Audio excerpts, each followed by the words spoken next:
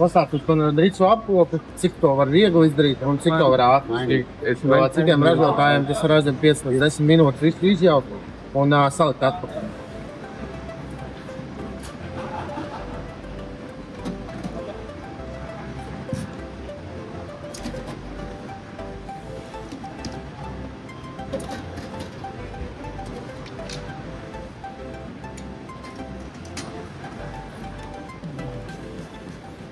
Zvākam ārā, visu varam izmest, visu konvejeru lenti, šeit visu, un pēc tam varam būt tā.